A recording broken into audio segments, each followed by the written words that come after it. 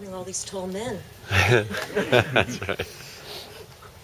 Although Ken is well known for his work in college and professional baseball, his work with top-tier women's softball teams include Cal State Fullerton, UCLA, University of Texas. Both Sue Enquist and Connie Clark are here today, thank you. University of Washington and the University of Nebraska spanned many years and championships. In fact, he always said that women were always more receptive to his ideas and more willing to incorporate them into their training.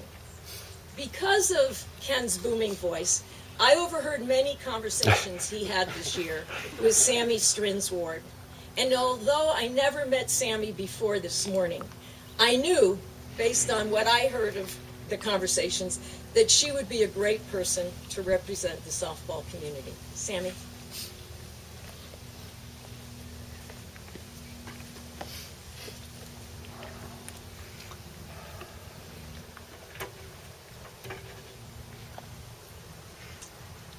I first met Ken in 2002. It was the fall of my junior year. I was a softball player at Loyola Marymount University.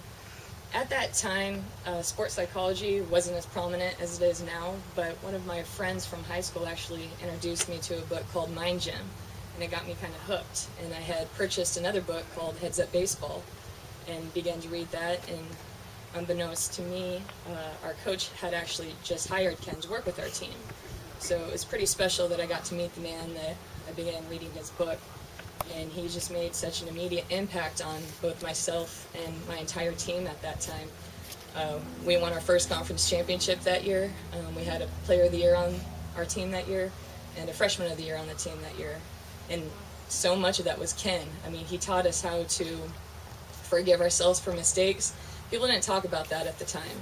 It was just results, results, results. And he just opened our eyes to this different way of thinking and being process-oriented. And it was so special, and it made such an impact, immediate impact on me as a person. And then obviously it, was a huge impact on me professionally for the rest of my life. In 2004, my senior year, my dad actually passed away also of a heart attack. And it was in the middle of my season. I went home for his celebration of life. And I got a phone call from Ken, and I wasn't in a place where I wanted to talk to anyone at that time, so I let him leave a message. And the thing he said to me in the message, I kept it forever, was so simple, but it was so what I needed to hear. He just said, "Sami, I know you're struggling right now, I know you're going through a real hard time right now, but just breathe."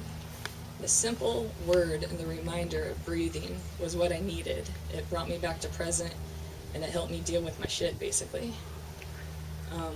I've used that time and time again. We had a player injured this last year, and I could tell she was really upset, and I went to her side, I put my arm around her, and I could see the look of panic in her eye. I mean, beginning her senior year, not sure if she was going to be able to play the year or not.